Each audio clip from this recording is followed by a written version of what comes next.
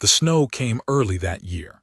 It came the way all hard things do, quietly in the night, without announcement, and by the time the hold woke, the world beyond the walls of Greymantle had gone white and still. I remember standing at the eastern window the morning after the first snowfall of the third year and thinking that I had become the snow, cold, without color, a man whose shape remained but whose inside had long since gone silent and cold. 3 years since the border raid. 3 years since I had stood in the doorway of the healing chamber and understood, from a single look at Healer Dawson's face, that my Luna Myra was not going to open her eyes again. 3 years since I had done the thing I was supposed to do. I had held her hand, and I had spoken the words of the passing rite, and I had sent the grief howl up into the dark mountain air over Greymantle so that the pack would know. And then I had walked back into the hold and closed every feeling I had ever possessed into a room inside my chest and locked it and swallowed the key. I had not found the key since. The hold had changed around me, as holds do around their kings. Greymantle had always been called the Iron Hold, the cold keep at the edge of the northern borderlands where no southern softness ever fully penetrated. But in the 3 years since Myra's passing, cold had taken on a different quality here. It was not the honest cold of stone and wind and altitude. It was the cold of a fire gone out. My advisors moved quickly in my presence. My wolves, the pack of Greymantle, 140 strong, gave me the wide berth one gives a sleeping bear who has been known to wake badly. My second, Torvin, a man of 35 years and more sense than anyone I have ever known, had mastered the art of delivering necessary information in as few words as possible and departing before I could turn on him. It was not that I was cruel. I want that to be understood. I did not strike my people, did not dishonor them, did not use the grief as a license for the petty cruelties a powerful man can indulge when no one dare stop him. But I was cold, cold in the way of stone and iron.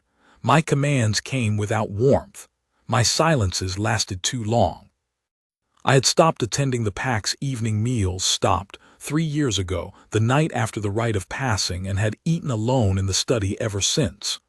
The hall ran on without me. Torvin presided. The pack managed. What they could not manage, what no one could manage, were the wolves. This requires some explanation, for those unfamiliar with the nature of an alpha king's bond with his wolf.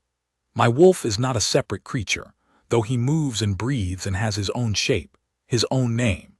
He is the other half of my nature, Vale. I had named him when I was 12 years old and he first surfaced. A gray-silver shape taller at the shoulder than my boyhood self, with pale eyes like winter ice and a stillness that had always, even then, made the older wolves step aside. An alpha king's wolf is the seat of the mate bond. Myra had been bonded to me through Vale as much as through the mark that had burned on our wrists at our union ceremony. When she died, something in the bond thread between Vale and the place Myra had occupied simply stopped. Not broke, stopped. The way a clock stops when no one winds it. Vale had gone underground the night of her passing. Not in the way I mean when I say a creature retreats. He had gone underground literally, down into the wolf den beneath the keep, the old carved stone tunnels and chambers that had been built 3 centuries ago by the pack's founders, warm from the earth's own heat, dark and deep, and inaccessible to any who did not know where to look. The pack's other wolves still used the upper chambers of the den, but Vale had gone down to the lowest level, a chamber I had expanded in my own time, and that no one else entered by custom and right. He was not dead. I could feel him, distantly, the way you feel a fire through a thick wall. Alive, but absent. A wolf who had swallowed his own grief and gone into a stillness that was not sleep and not health and not peace, but something in between all three that I had no word for. I had tried in those first months to reach him. I had gone down to the low chamber, sat beside the great shape of him in the dark, spoken to him as I had done for decades. He had not stirred. He breathed. His great chest rose and fell with the unhurried rhythm of an old mountain, but his eyes stayed closed, and his bond thread with me gave back nothing but that distant warmth, the ember at the bottom of a cold grate. After a while I stopped going down. What was the point? He was as I was, locked still, waiting for something neither of us could name. The problem, of course, was that an alpha king whose wolf is unreachable is a king whose instincts are muffled. I could still rule. Vale's absence didn't cost me my mind or my authority, but there were things I could not do. I could not sense the emotional tenor of the pack the way I had always been able to, that subtle awareness of where distress or illness or conflict moved beneath the surface. My instincts, always sharp, became slower. I began to make the council wait longer than was comfortable while I worked through decisions that, previously, Vale and I had simply known. And the pack's wolves, ordinary wolves, not bonded to a king but shaped by proximity to one, began to feel his absence too. Not consciously, not in any way they could name, but in the way a room feels when a hearth fire has been out too long, everything colder, less steady. Then the autumn sickness came.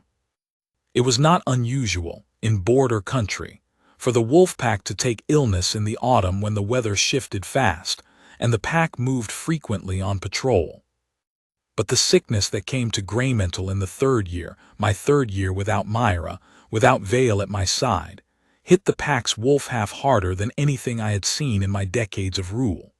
14 wolves down in the first week, 3 of them alpha level, one of them Torvin's bonded wolf Kara's, who was old and whose cough rattled my sleep through 3 stone floors. We sent to the valley town for their healer. He came, did what he could. It was not nothing. He was a competent man, but 14 became 22, and 3 of the younger wolves began to refuse food, which was a more serious sign than any cough. "We need a wolf healer," Torvin told me at breakfast on the 28th day of the sickness, his voice carrying the careful flatness of a man choosing every word. He placed the words on the table between us the way one places a thing fragile and important. A specialist, not the valley man.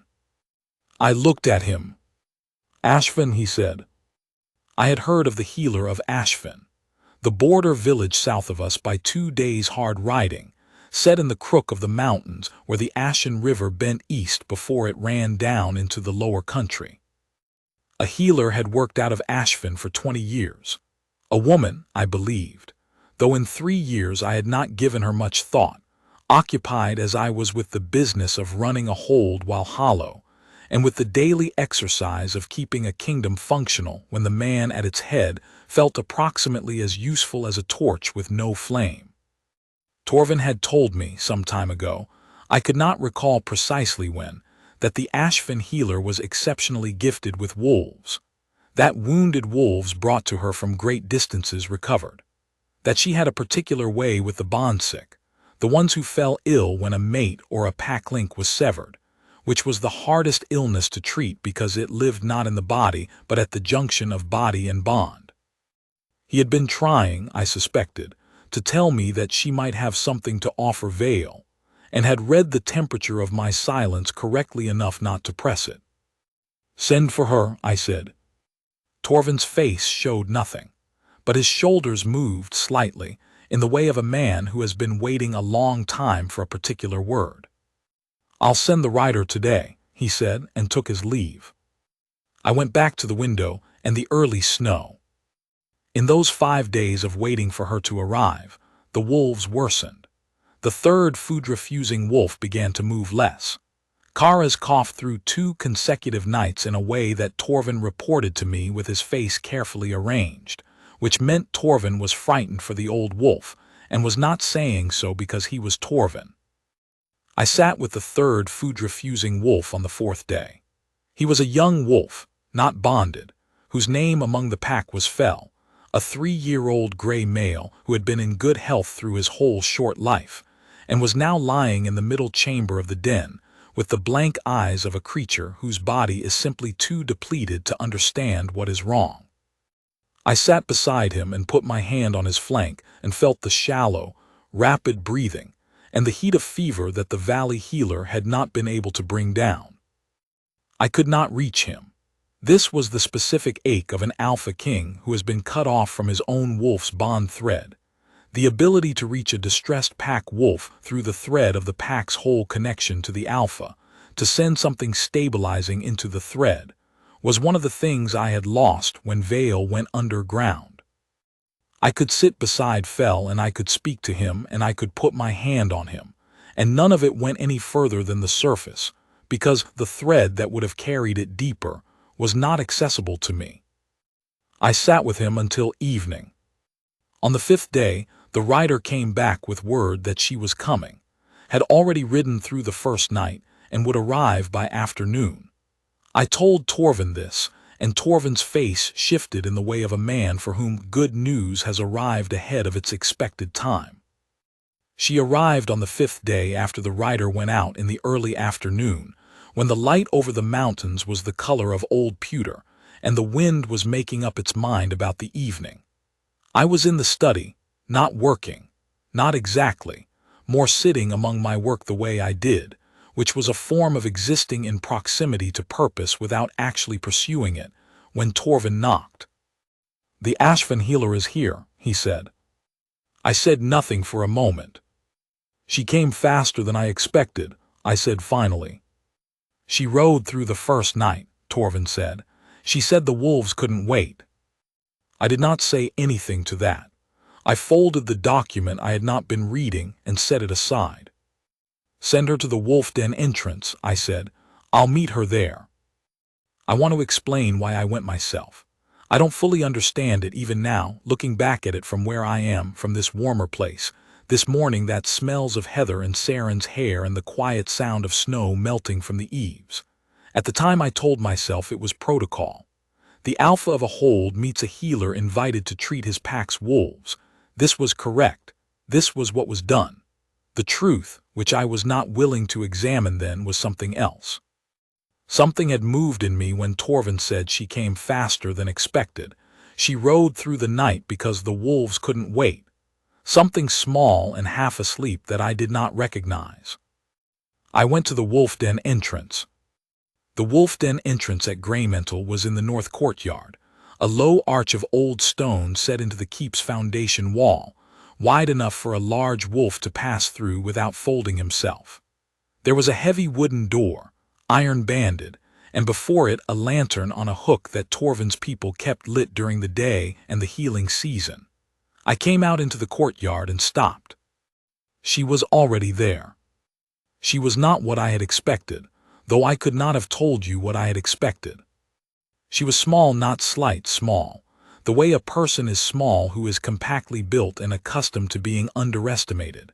She was dressed practically, a dark gray wool traveling coat that reached her knees, muddy at the hem from the road, good boots, her dark hair pulled back from her face in a simple knot at the neck. She carried a healer's pack over one shoulder, a serious pack, well worn, organized with the deliberateness of someone who knew exactly where everything was and had needed to find it in the dark. She was looking at the wolf den entrance with the focused attention of a craftsperson assessing a job, and she had not heard me come into the courtyard, and so I had a moment, a strange, suspended moment that I did not ask for and did not know what to do with, of looking at her while she did not look at me.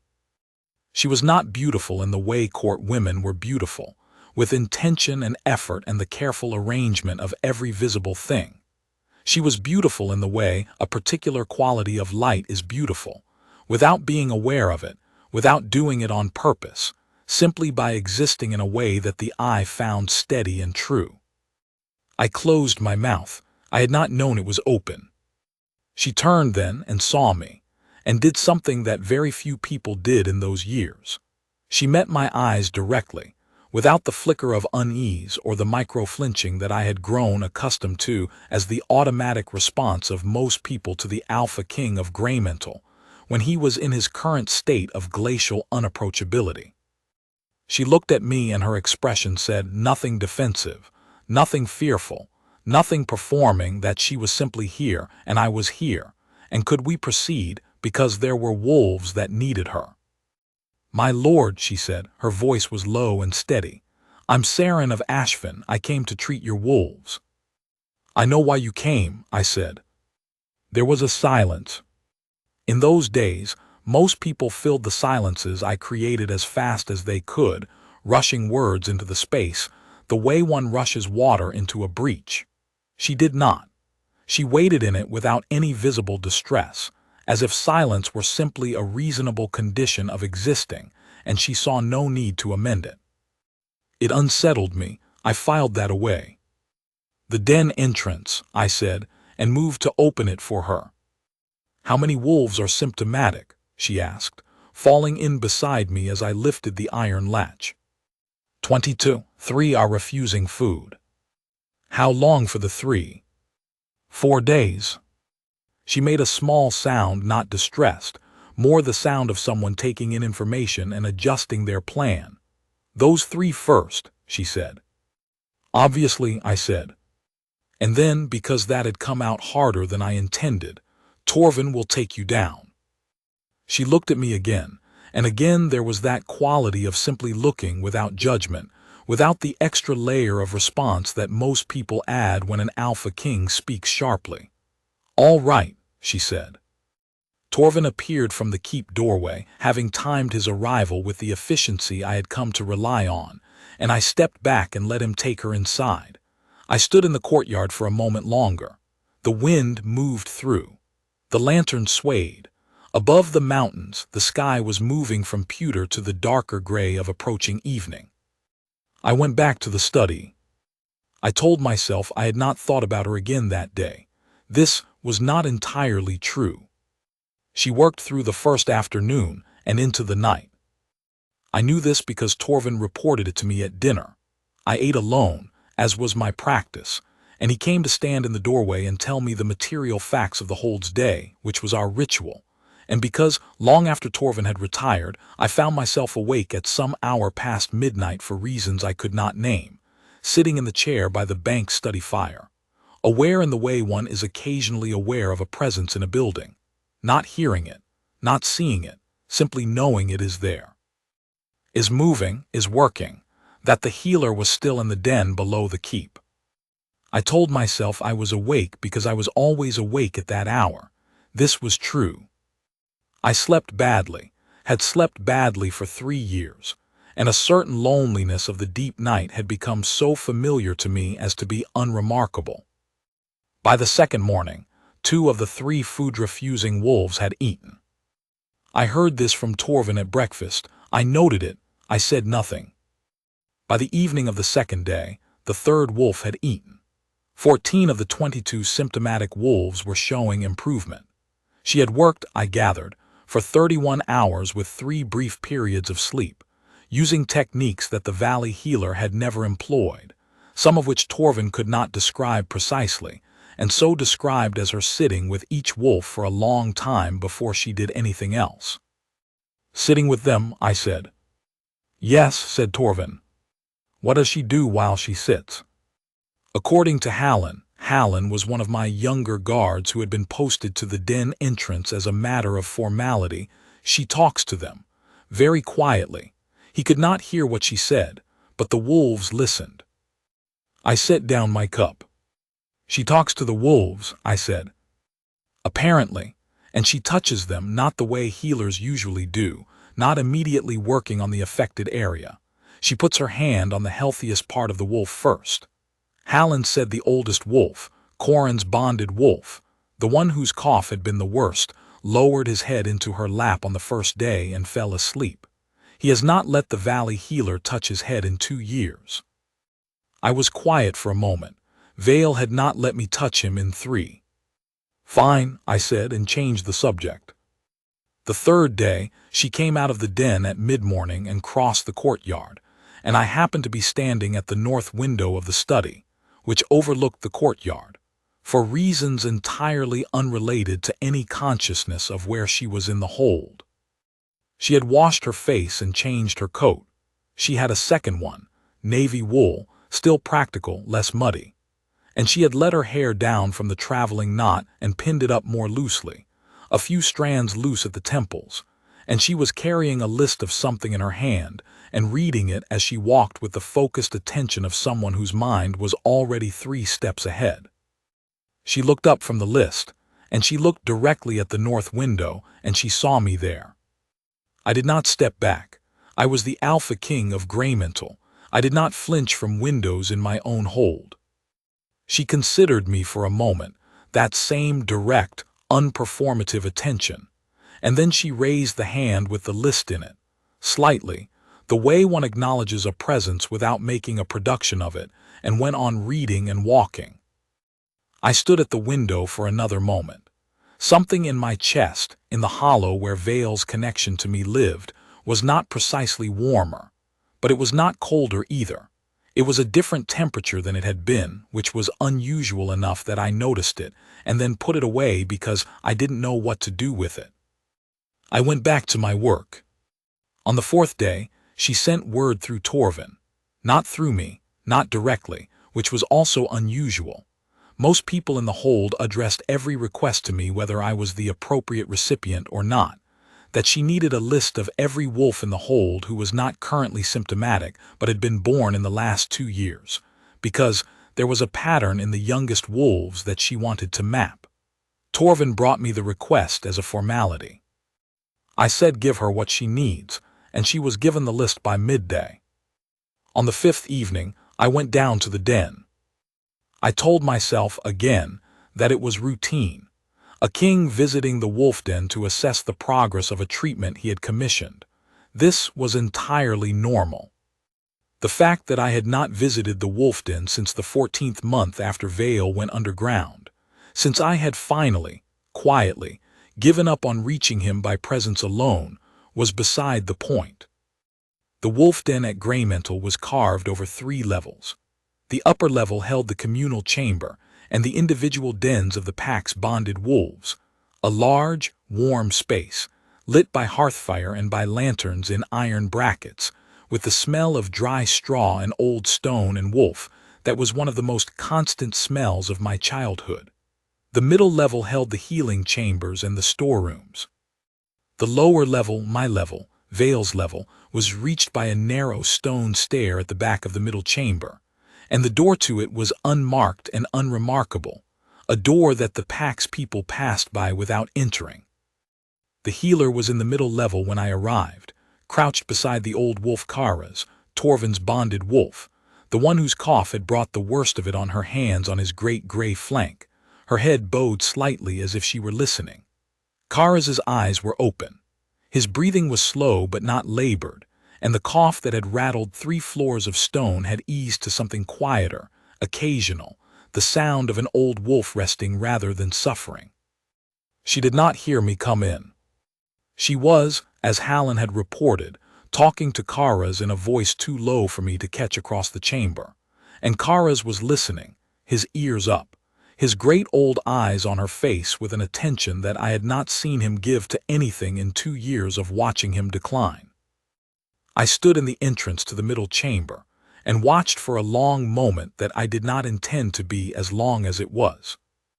Then Saren looked up. She met my eyes across the chamber and did the thing she had already done twice, nothing extra. No startlement, no performance of surprise, no adjustment of herself to account for the king's presence. She simply looked at me, her hands still resting on Kara's flank, and waited. "How is he?" I said. "Better than he was," she said. "His lungs are clearing. He'll need the night moss preparation for another 6 days, and he should be kept quiet, no patrol, no cold exposure. But he'll make it." "Good," I said. Torvin would be relieved, though Torvin would express this relief in some understated way that would require me to read between 3 layers of composure to find it. Saren looked at me for a moment longer. Then she looked past me at the narrow door in the back wall of the chamber, the door to the lower level. "Is there a wolf below?" she said.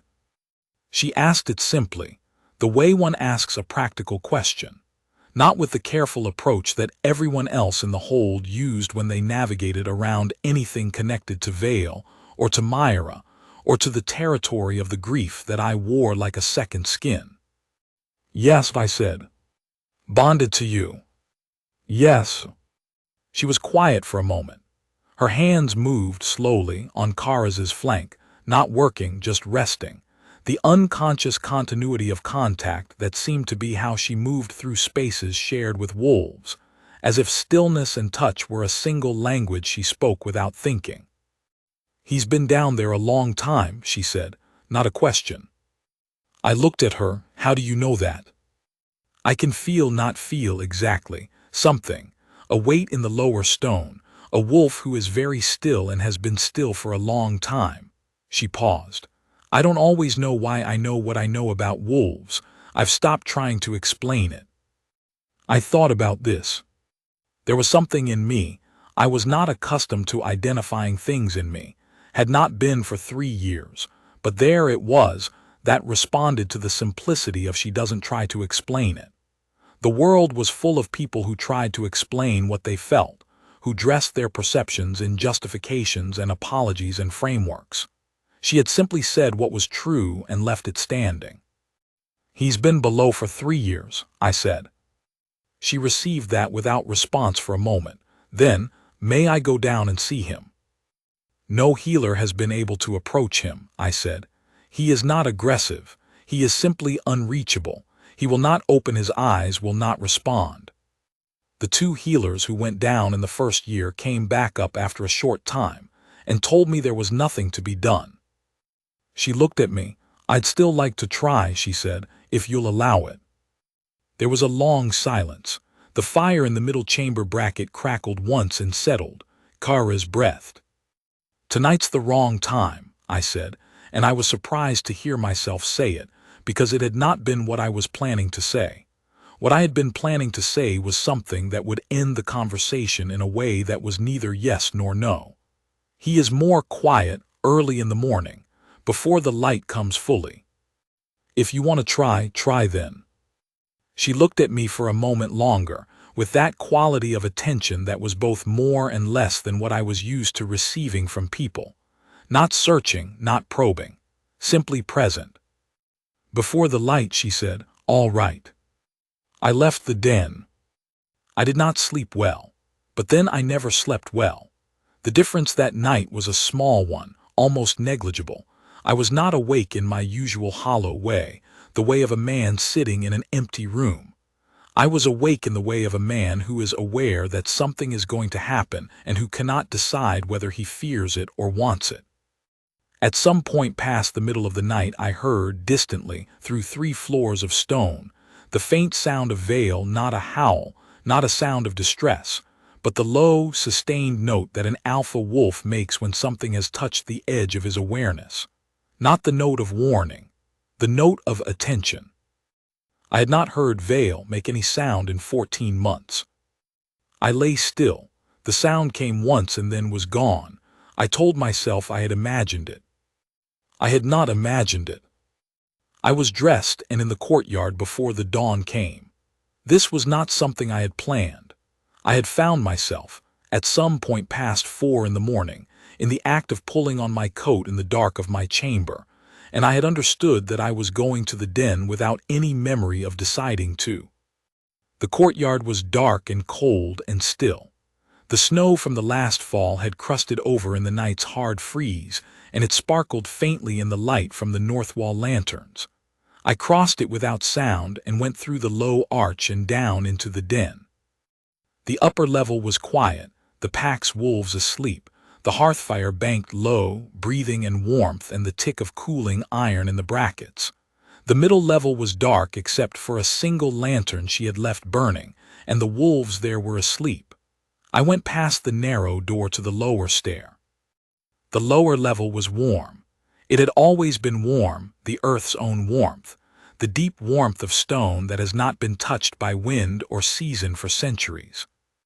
The stair was 20 steps down, and the chamber at the bottom was large, roughly circular, with a low stone roof, and a floor of packed earth covered in deep clean straw that I had replenished, silently and without explanation to anyone, every 3 months for 3 years as an act of keeping faith with something I didn't have words for. She was there.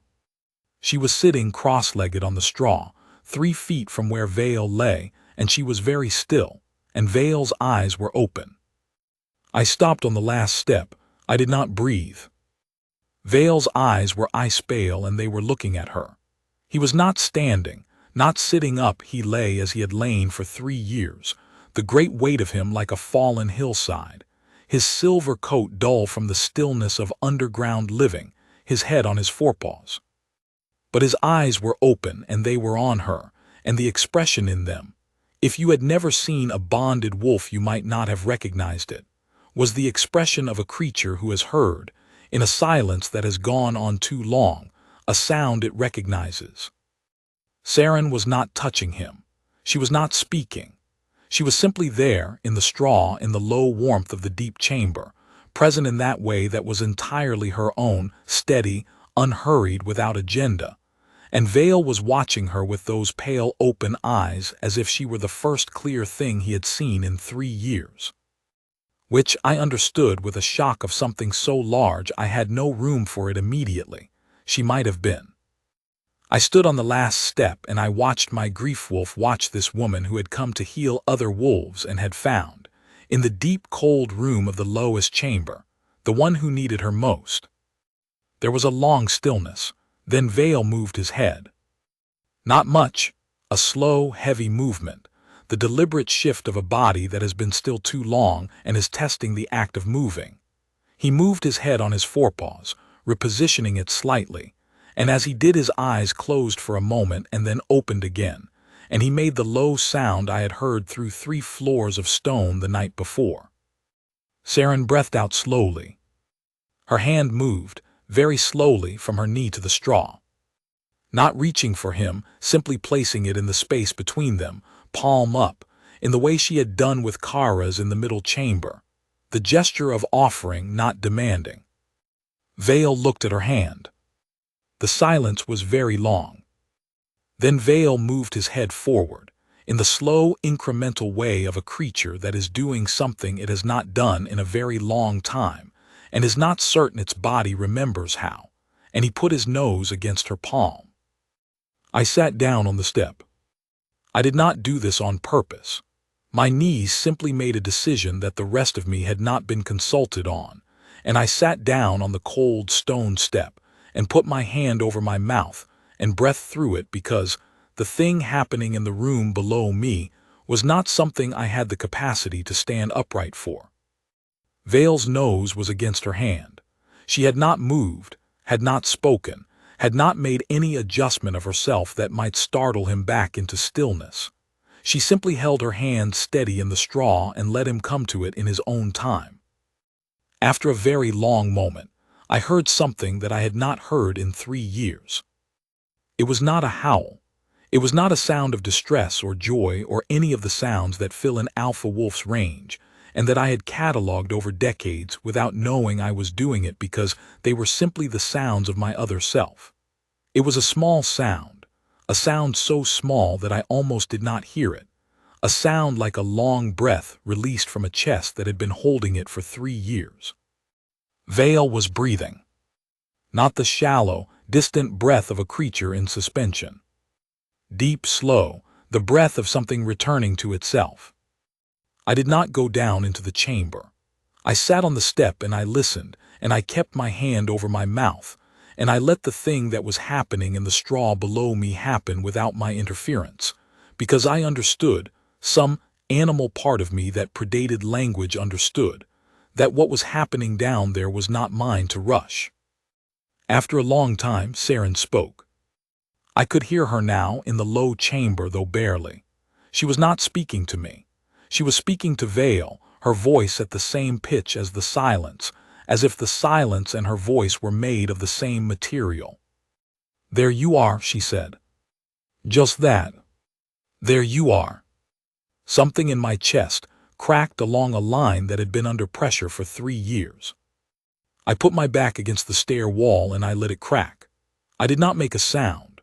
I was the Alpha King of Greymental, and I had not made an uncontrolled sound since the night of the passing rite, when the grief howl went up and the pack heard it and the echo of it came back off the mountains, and then the silence came, and the silence had not left. But I sat on the cold step in the pre-dawn dark, and I let the crack run all the way through, quietly, in the way of a fault line that has reached the place where the ground gives at last. Above me, the sky was beginning.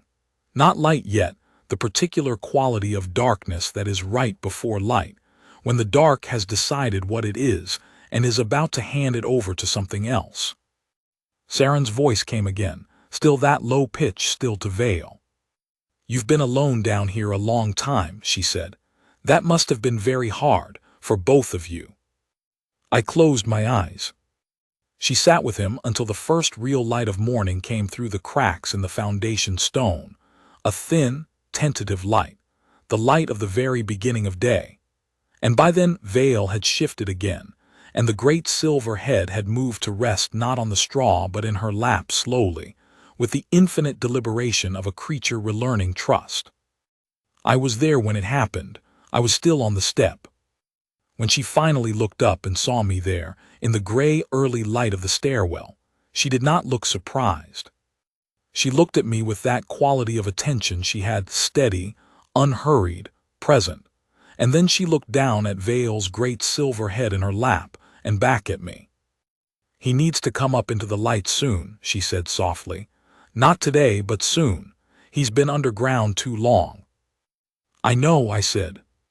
"Will you come back tomorrow morning?"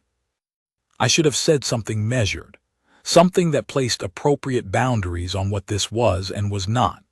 I should have said, "I will consider it," or "I will send word," or something that kept the strange, cracked-open morning at the proper remove of a king from the healer he had commissioned.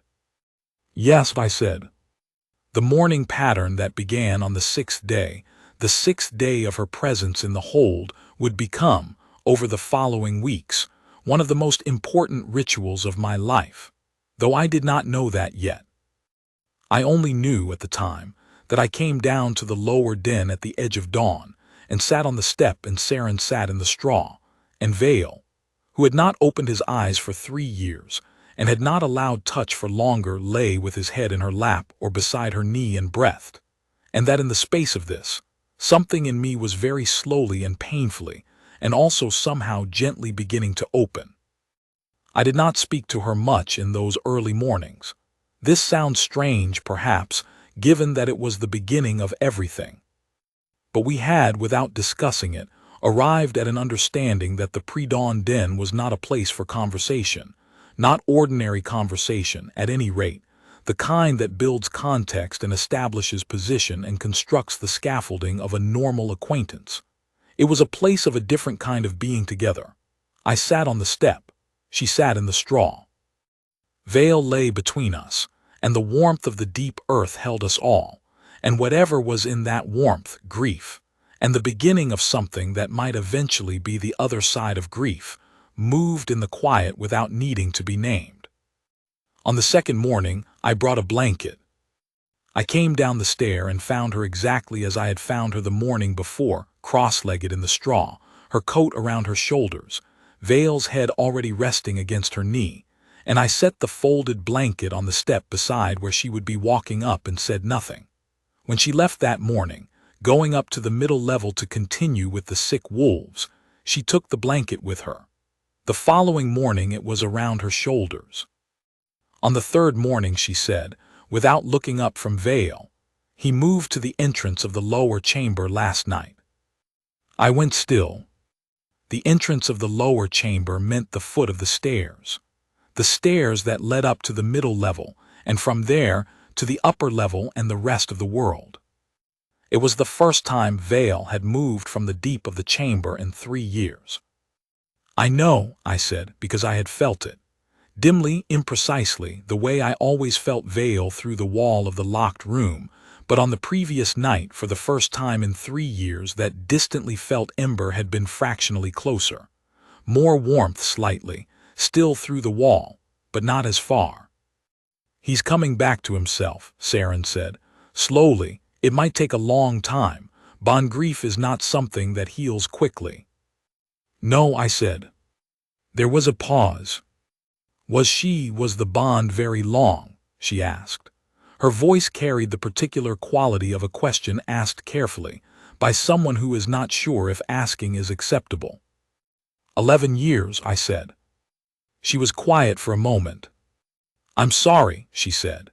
It was 2 words, and they could have been the formula of courtesy that anyone might offer, and instead they were neither more nor less than what they were. Genuinely sorry, on behalf of what 11 years of bond meant and what its end cost. Thank you, I said. And that was all we said about it that morning. But it was the most I had said about Myra to anyone in 2 years. Something about the pre-dawn light and the warmth of the deep earth and the particular quality of Saren's presence, which was not invasive, was not curious in the prodding way of people who want access to your grief, was simply present and honest, made it possible to let 2 words sit in the air between us without needing to build walls around them. The morning sessions with Vale continued. And in the hours between morning and evening, when she was at work in the middle den with the sick wolves, and I was in the study or the council chamber doing the work of ruling a hold, I became aware of something that I could not quite name. I was aware of where she was in the building. Not precisely, I could not have told you which exact room of the middle den she was in at any given hour, but I was aware of her presence in the hold the way one is aware of a fire in a cold house, not in specifics, but in the difference between cold and not cold, between absence and presence. It was subtle enough that I could tell myself it was nothing, an artifact of a king's general sense of his own domain. But it was there. On the 9th day of her stay, I passed her in the corridor outside the East Wing storeroom, and she was carrying a stack of papers, the records she had requested of the wolves, organized into her own system, which was extensive and detailed, and she looked up as I passed and said, in the same unperformative way she said everything, "The sickness has resolved in 20 of the 22. The remaining 2 are improving. I believe they'll be well within 4 more days." "Good," I said. And then, because the conversation had been so short and she was already moving to continue past me, "Are you eating enough?" She stopped. She turned back and looked at me with an expression that I could not read, not offended, not surprised precisely, something in between those 2 things and partway to something else. "Torvin sends meals," she said. "That's not what I asked." A short silence. Then, "I forget to eat when I'm working. Torvin's meals help." "Then he'll keep sending them," I said, and she looked at me for another moment, and I went on down the corridor and I didn't look back. Though I was aware, walking away, of the particular quality of the moment, the quality of having asked something about her, not about her work or her function in the hold, but about her, and of finding that this had been something I'd wanted to do, specifically and without agenda. I sat with this awareness for a while, and then I set it aside, which was what I did with things I could not categorize. On the 12th day, Torvin found me after supper. "The sick wolves are healed," he said. "The last 2 cleared this afternoon. The healer of Ashvin is finished with the treatment." I put down the cup I was holding. "She's finished," I said. "She's speaking of returning to Ashvin. She feels, or so Hallen informs me, that her work is done." I looked at the wall for a moment. I was looking at the wall, but what I was seeing was Vale, yesterday morning, not in the lower chamber but on the stair, up 1 step from the floor, which was not much, but was immeasurably more than where he had been a week ago, with his head against Saren's knee and his pale eyes open in the early light. Vale was not healed. Vale was beginning, and Vale was beginning because she was here. "Send her to me," I said. Torvin went without comment, which was another skill he had mastered. She came to the study 20 minutes later, and when I told her to come in, she did so in the same unremarkable, unaffected way she did everything, which I had by now catalogued as a quality not of indifference, but of a particular kind of presence that did not perform itself. She stood at a reasonable distance from the fire, not hugging the fire the way cold people do when they're granted access to warmth, not hanging back from it with the stiffness of ceremony, and looked at me. "Your wolves are well," she said. "All 22, including Kara's. I've left written instructions with Torvin for the Night Moss protocol to continue for the remaining weeks." "I know," I said. "Torvin has informed me." "Then you know my work here is done." "The work you were brought here for," I said, "is done." A pause, not a long one. "There is other work," she said. "Vale," I said. She was quiet for a moment. Her hands, which were folded in front of her, did not change their position, but something in her quality of stillness shifted, a very slight increase in attention, the way a person shifts when a conversation reaches its real subject. "Veil is not something I can fix quickly," she said carefully. "Bond grief of that depth, that duration, it heals on its own time. What I can do is be present with him while it heals, but that takes time." "How much time?" I said. "I don't know," she said it plainly. "It could be weeks more, it could be months. I've worked with bond grief wolves before. Some of them come back in a matter of weeks once something shifts. Others take much longer. I don't know which Veil will be." I looked at her. She met my eyes with that quality of looking that I had catalogued and set aside, and not yet found a category for. "Stay," I said. Something moved in her expression. Not displeasure, not surprise, not calculation. Something I couldn't name precisely, but that had a quality of being genuinely moved, the way a stone under water shifts when the current does something unexpected. "My people in Ashvin need their healer," she said. "I'll compensate Ashvin for your absence, generously." "It's not a question of compensation." She was not challenging me. She was stating a fact with the same directness she applied to all facts. "There are people in Ashvin who depend on me." "Yes," I said. "And there is a wolf in my lower den who has been underground for 3 years, who moved up one stair yesterday morning for the first time, and who is bonded to the king of this hold, and without whose presence my ability to govern this hold and protect these people is impaired." I paused. I don't usually admit impairment. She looked at me for a long moment. "You could come down yourself," she said. "In the mornings, you've been coming, but you stay on the step." "I know." "He knows you're there. He's not refusing you. He is simply finding his way back, and I am a less freighted presence for him right now. But that will change." "I know that too," I said. "I'm asking you to stay until it does." Another silence. I watched the firelight move on her face. She was thinking, and her thinking was visible not in any dramatic way, but in the way a person who takes things seriously always shows the consideration. A quality of presence directed inward, briefly, before it came back out. "I'll need to send word to Ashvin," she said finally. "And I'll need to go back at least once for a few days within the next 2 weeks. There's a patient there, an elderly man, bonded wolf, complicated case, who I can't leave indefinitely." "Of course," I said. "And I'll need to know," she paused, then pressed on in the way of someone who has decided to say a thing directly rather than orbit it. "I'll need to know that my presence here is that I'm a healer in residence, not a figure of anyone's court. I work how I work. I keep my own hours. I don't attend ceremonies." I looked at her. Did anyone suggest otherwise? "No, I'm stating it in advance because it's easier." "Fine," I said. "Stay as a healer, work how you work." "All right," she said.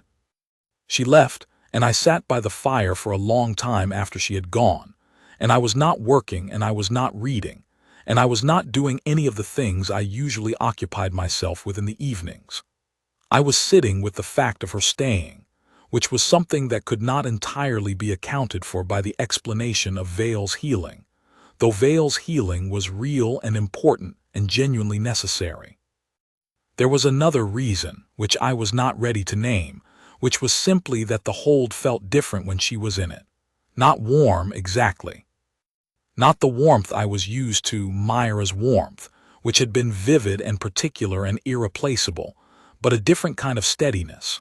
The warmth of embers rather than flame, something that had been absent for 3 years and was now, faintly, present. I filed it under, to be examined when I was ready for what examining it would reveal. I was not ready for some time.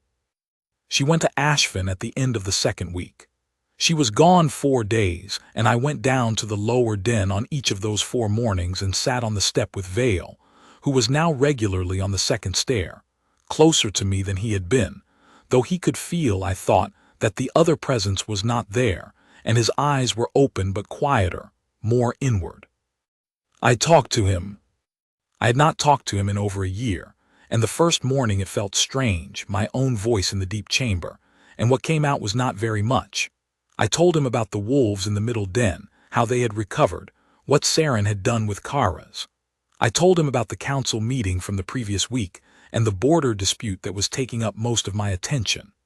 I told him the hall was running as it should, that Torvin was well, that the snow had let up and the second autumn was holding. On the second morning I told him I had been trying to learn what she had done with him, how she had reached him. I said that whatever she had done, I was grateful for it. I said that it was strange, being grateful to a stranger, when gratitude had not been something I had felt much use for in 3 years.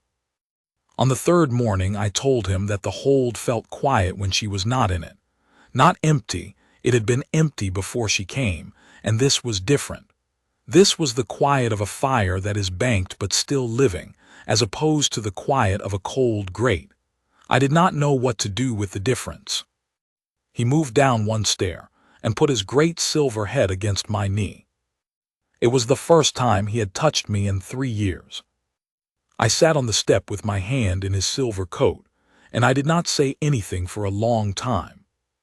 The warmth of him was enormous and familiar, and entirely its own, Vale's warmth, which was different from any other warmth in the world, and something in me that had been braced against the cold for so long felt it and did not know what to do with it for a moment, and then slowly, carefully, began to breathe with it. "Come back up," I said softly to him. "When you're ready, I'm not going anywhere." She came back on the 4th day in the late afternoon, riding in through the north gate with her saddlebags and her healer's pack, and the second coat, and the particular quality of her presence that I had, apparently, become accustomed enough to that its absence had been noticeable. I did not go out to meet her. But I was in the study when Torvin told me she had arrived, and I was aware that something in my chest settled when he said it, the way a door settles into its frame when the wind stops trying it. That evening she came to the study. Not summoned, I had not sent for her. She knocked, and I said come, and she came in and said that she wanted to tell me how the patient in Ashfin was doing, and whether she needed to return within the next month. I said, "Tell me." She sat in the chair across from mine, not the chair most people took, which was the smaller one against the far wall, the chair of deference, but the one closer to the fire, the one Torvin used when we worked together in the evenings. And she told me about her patient in Ashfin, whose bonded wolf had a complicated lung condition, and whose wife was also unwell, and whose family was not dealing well with the double burden. She spoke about it with the same quality she brought to everything, directly, specifically, with the detail of someone who has thought seriously about the situation and its human weight, not just its medical facts. I listened. At some point, I stopped listening to the content and began listening to the quality of it, to her voice, which was low and steady and moved through difficult material without dramatizing it, and to the quality of attention she brought to her patients, which was genuinely caring in a way that was not the performed caring of professional duty but the real kind, the kind that costs something. And I was aware, listening, that this was the first time in 3 years I had sat in the study in the evening with another person and not felt the distance that I usually felt, the absence-shaped distance, the grief wall that had been up so long I'd stopped noticing it was there. I was noticing it now, because it had in this hour a gap in it. Small, the size of a doorway, but there.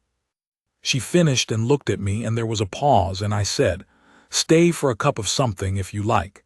It's cold tonight." She looked at me for a moment, then she said, "All right." I poured tea from the pot that sat on the study hearth.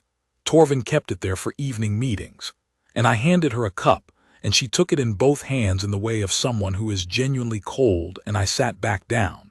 And we sat on either side of the fire in the quiet study, and the wind went about its business outside the stone walls, and neither of us spoke for a while, and neither of us seemed to need to.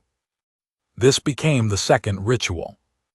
The morning sessions with Vale, in the deep warmth of the lower den. The evening cups of tea in the study, when neither of us had a specific task but were simply there, in the same fire-lit room, sometimes talking and sometimes not, with the quality of ease that two people develop when they have been in proximity long enough that the proximity itself has become a kind of language. I did not examine it. I had become adept over those years at not examining things I was not ready for, but I was aware of it in the way one is aware of a change in the quality of light without consciously registering the moment of change. The study was different when she was in it. Warmer. Not with Myra's warmth, which had been the warmth of 11 years of bond and shared history and the particular irreplaceable intimacy of a mated pair. With something else. Something I had no prior name for because I had never been here before, in this specific geography. A man who had lost a bond and was now, slowly, in the company of someone new, becoming aware that the thing in himself that bonds was not, as he had assumed, buried. Only sleeping. Vale was now on the fourth stair. He came to the fourth stair on a morning in the third week of Saren's extended stay, and both of us were there, she on the lower steps, I on the upper, and he walked up the 4 steps himself, slowly, with the careful deliberateness of a body relearning its own authority. And when he reached the 4th step, he stood there for a moment with his great head at the level of my chest, and he looked at me with those ice-pale eyes from a distance of approximately 3 feet. I did not move. He moved forward the last 3 feet and pushed his head against my chest. The weight of him was enormous. An alpha wolf full-grown is not a small thing, and Vale had always been among the largest, and the weight of his head against my chest was like a mountain leaning against a door.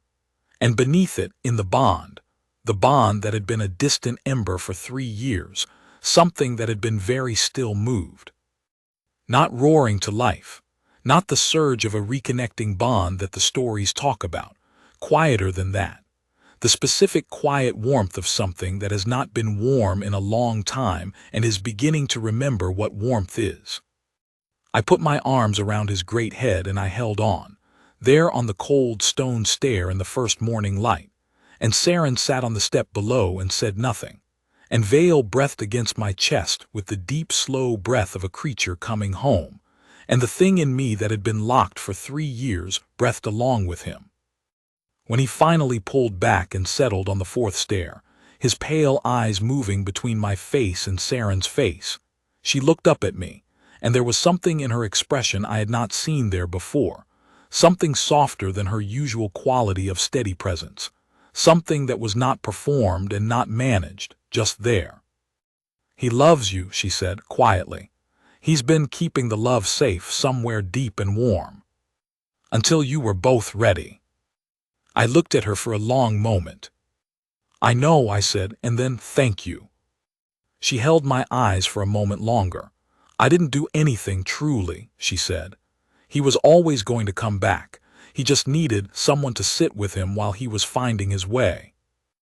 I didn't argue with her, but she was wrong about the someone to sit with him part because the someone had mattered enormously, had been, in fact, not a neutral presence but a very specific presence, one that had something to do with why Vale had been able to move toward the light when no one else had been able to reach him. I knew that. I suspected Vale knew it. I had not yet decided what to do with knowing it. The month of deep winter came, and the snow at Greymental was serious winter snow. Not the tentative early snow, but the committed, weeks-long accumulation of true northern winter, and Saren stayed. She had gone back to Ashfin twice more, both times for 3 or 4 days, both times leaving the hold feeling not empty, but stilled, the way a room feels when a fire is banked. And both times she returned the fire came back up, the way fires do when the cold has not yet won. There was a night in the middle of those weeks when I could not sleep, which was not unusual, but when I came down to the study did not feel like what I needed, which was more unusual. I stood in the corridor outside the study for a moment, and then I went down to the wolf den. Not to the lower level, Vale was on the upper now, but to the upper chamber, where the banked hearthfire gave the low orange light of sleeping, and the breathing of many wolves moved through the space with the particular rhythm of pack rest. Vale was awake. He raised his head when I came in, and his pale eyes found me in the firelight, and he moved slowly, and came to lie beside the fire with his great head on his forepaws and his eyes on my face. I sat beside him on the worn stone floor. We sat like that for a long time, the wolf and the king, in the low light of the sleeping den with the pack breathing all around us. I had done this before, had come down in the worst of the grief years, and sat in the upper den even though Vale was not in it, simply because the den was the place in the hold that felt most like a specific, embodied version of being part of something larger than yourself. A pack's den is not a room. It is a relationship expressed as a space. The warmth and the breathing and the particular animal smell of it, the wolves asleep in their natural positions, the old ones close to the fire, the younger ones near the entrance, the hierarchy of the pack written in sleep's geography. In those earlier visits, I had felt the absence of Vale as a specific additional coldness in the den's warmth, the way you feel a missing tooth with your tongue. Now Vale was beside me, and the absence was absent, and the den was only itself again. I did not speak to him. There was not anything to say that I hadn't said, in one way or another, over the weeks. What there was to do was to be there, and I was there, and he was there, and the fire was low and warm, and the snow was quiet against the north wall, and somewhere in the hold, a woman who had come to heal the wolves was sleeping in the south-facing room with the morning light. After a while I said quietly to Vale, "I don't know how to do this." He looked at me. Myra, I knew what to do with Myra because I grew up knowing her. We knew what we were before we knew it was a bond. This is, I paused. This is starting in the middle, without the beginning. I don't know how to do that. Vale's pale eyes were steady on my face. She's not afraid of me, I said. That matters more than I expected, that she looks at me and she just sees a person. He breathed. I think I had forgotten, I said, what it felt like to be seen as a person rather than a king with a problem. It was a strange thing to say in a den full of my pack's wolves, in my own hold, in the kingdom I had been ruling for 27 years. But it was true, and Vale was the appropriate person to say it to, and so I said it, and the den held it in the way of stone, without judgment, without amplification, simply containing it. I went back to the study before dawn and slept for a few hours in the chair, which was not restful but was better than the alternative. At the pre-dawn hour I heard her moving in the corridor, the particular, quiet sound of someone who moves carefully because the hold is asleep, not because they are afraid of making noise, and then the sound of the den door, and then the quieter sound of the den receiving her. I stayed in the chair, but I was not asleep. Vale was, by the midpoint of winter, on the upper level. Not outside, not yet, not into the cold, but in the upper den, the communal level, moving among the pack's other wolves with the slow deliberateness of someone feeling their way back into a room they've been out of for a long time. The pack's wolves were careful with him, deferential in the way of wolves who understand a hierarchy without being told, and he accepted this with a dignity that had never left him even in 3 years underground. He slept in the upper den on those nights when the pull of the lower chamber was not too strong, which was increasingly often. He ate again, properly, the full meals of an alpha wolf, not the thin sustenance of deep grief. And on the mornings when Saren came down to sit with him, he no longer waited for her in the lower chamber.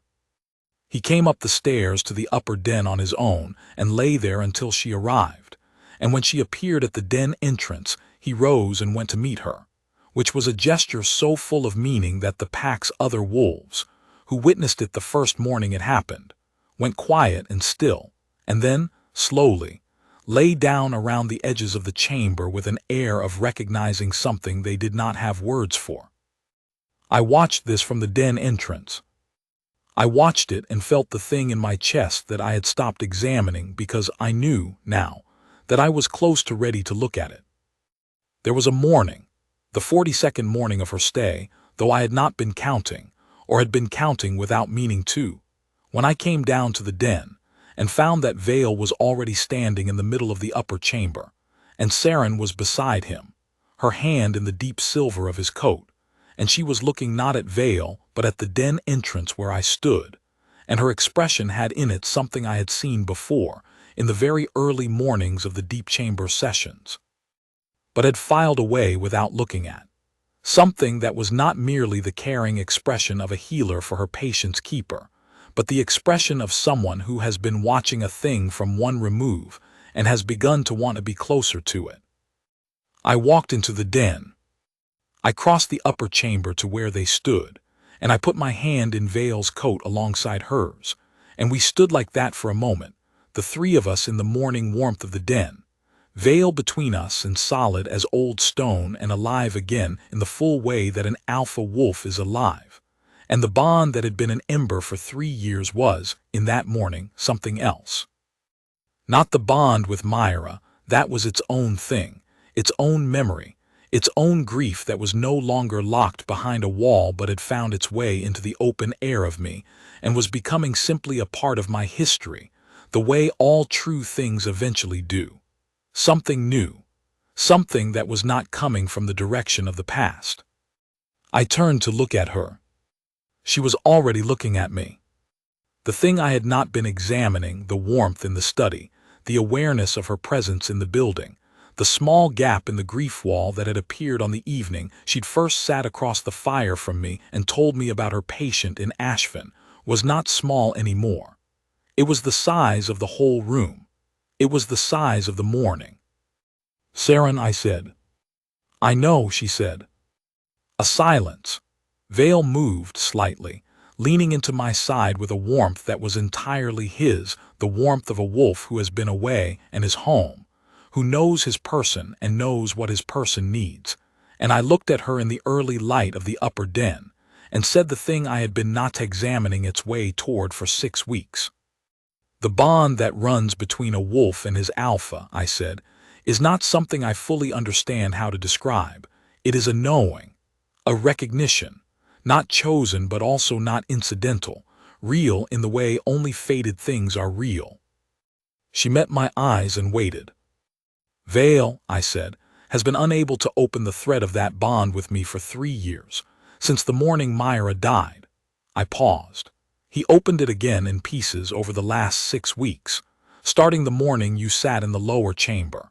And what I need to tell you, what I think you may already sense, is that the direction the bond has been reaching in its opening is not only toward me, it has been reaching toward you." The morning was very quiet. Outside the stone walls, the snow was falling again, soft and steady, the kind of winter snow that makes the world smaller and warmer by blanketing it. "A fated bond," she said slowly, "not a question, between your wolf and me." "Between us," I said. "Vale is the seed of it, but it is not only Vale." She was quiet for a long moment. The steadiness of her face was still there, but beneath it something was moving, not fear, not calculation, something I recognized now as the specific quality of a person receiving a large truth and sitting with it honestly before they respond. "I came to heal your wolves," she said. "I know. I didn't come looking for," she stopped. "Then, I wasn't looking for anything." "Nor was I," I said. "I had stopped looking for anything." "That is possibly what allowed it to happen." She looked at Vale. He looked back at her with his pale eyes in the steady, unhurried way of an alpha wolf who has known something for weeks and is content to let the slower-moving humans catch up. "What does it mean," she said, "for you to tell me this? What are you asking?" "Nothing," I said. "Nothing you are not willing to give. I am telling you because you deserve to know, not because I intend to, because I expect anything. The choice is yours completely." She looked at me. The expression on her face was the one I had seen on the fourth morning in the upper den, when Vale had risen and gone to meet her, the expression of recognizing something that the body knew before the mind did. "I've felt it," she said quietly. "I didn't have a name for it, but I've felt it." "Yes," I said. "It's frightening," she said, not distressed, simply naming a true thing. "Yes," I said. "You were bonded before," she said, "for 11 years, and you lost her." A pause. "I don't know how anyone makes room for something like this again after that." "Nor did I," I said. "I believed I couldn't. I believed the room was gone." I paused, choosing the words carefully. "What I have found in the last 6 weeks is that the room was not gone. It was waiting. I did not know it was waiting. I thought it was simply closed." She was quiet. "Grief doesn't mean the end of the capacity," I said. "It only felt like it." She looked at me for a long time, and in the quiet of the long look I felt the thing in my chest that was not Myra's memory, and not the locked room, and not the ember behind the wall, but something else, something new and particular and frightened of itself, and real in the way of only fated things. And I let it be there, in the warm morning air of the upper den, without locking it away. "I need to think," she said. "Of course," I said. "I need to. It's a lot to hold." "It is." "I'm not a court woman," she said. "I don't know how to be a queen or a Luna or any of that. I'm a healer from Ashfin. That's all I know how to be." "I'm not asking you to be anything other than what you are," I said. "Whatever that means in practice, whatever it means for the life you've built in Ashfin, for your patience, for the way you work, that's not something I intend to override. I'm telling you the truth of what's here. What you do with it is your own." She nodded, a single nod, the nod of someone who is taking something seriously. "Give me a few days," she said. "Take what time you need," I said. She left the den, and I stood with Vale in the morning warmth, and he looked up at me with his pale eyes, which were no longer the eyes of a grief wolf underground, but the eyes of an alpha wolf who has come home. And I put my hand in the deep silver of his coat, and I breathed with him for a while before I went back up into the rest of my day. She took 3 days. I know, because I was aware of those 3 days in the way I had not been aware of time passing since the first year after Myra's death. Not the gray, undifferentiated time of grief, when the days blurred into one another with the monotony of unchanged cold, but time as distinct from itself. The first day which had a quality of morning after stillness, the second which was longer and moved more slowly, the third in which I found myself watching the light change in the study windows, with something I eventually identified as anticipation. I did not ask her. I did not send Torvin with subtle inquiries. I did not adjust my usual pattern of the morning den visit. I went down each morning, and Vale was there, and we sat together in the upper level's warmth. And on the second morning he was sitting not in the middle of the chamber but near the entrance, which was the direction of the outside world, and I understood that he, too, was waiting. She came to the study on the evening of the third day. She knocked. I said, "Come in." She came in and stood near the door for a moment, not with the usual quality of ease that she had by now acquired in this room, but with a quality of standing on the near side of a threshold she was considering crossing. I set down what I had been pretending to work on. "Saren," I said. "I've been thinking," she said, "about what you told me in the den." "I imagined you had," I said. She looked at me. "I've been a healer my whole adult life. I've always known that my life would organize itself around that the work was the center, not anything else. I built my life in Ashfin around that understanding. I don't regret it. I don't want to give it up." "I haven't asked you to," I said. "I know." She moved further into the room, not to the chair across from mine, but closer, standing near the edge of the firelight. What I've been trying to work out is whether there's a shape for this that doesn't ask me to be something I'm not. There is, I said. Whatever shape makes sense for you, for your work, for Ashvin, for the people who need you there, that is the shape. She considered this for a moment. Her hands were folded in front of her, loosely, the way she held them when she was being very still on purpose. You're a king, she said. You have a hold to run. You have a pack, a council, a territory, obligations that don't bend. I've been aware for the last few days that this isn't a simple thing, what you're talking about. A bond of this kind between an alpha king and a healer from a border village is not a small or private matter. No, I said, it isn't. What does it mean for the pack? She asked. What does it mean for the people of Greymental, for the council? I looked at her. There was something in me, a warmth in the chest that was not the fire's warmth but its own, that grew at the specificity of the question. She was not asking what it meant for herself, for her safety or her comfort or her status. She was asking what it meant for my people. The bond is the bond, I said. The pack will recognize it, they will feel it, when Vale is fully returned, because an alpha wolf's bonded mate is felt through the pack's whole thread. The council will, I paused. The council will say what councils always say, which is that a bond is not a ceremony and that certain procedures must be followed. They are not wrong, but they are also not the deciding voice in a matter of fated bond. And the pack, she said, how will they? They loved Myra, I said honestly. She was good to them and they knew it, and they will grieve the change in that way that packs always grieve the end of a good thing. But they also felt my absence, these 3 years. Not just mine, Vale's. And what Vale's return means for the pack's whole thread is something they've been waiting for, though they did not know what form it would take. She was quiet for a moment. I'm not a noble, she said. I'm not a pack leader's daughter or a born Luna.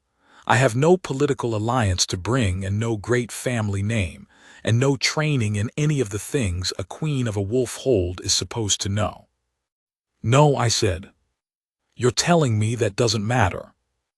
I'm telling you it matters less than the thing that does matter, I said, which is the bond.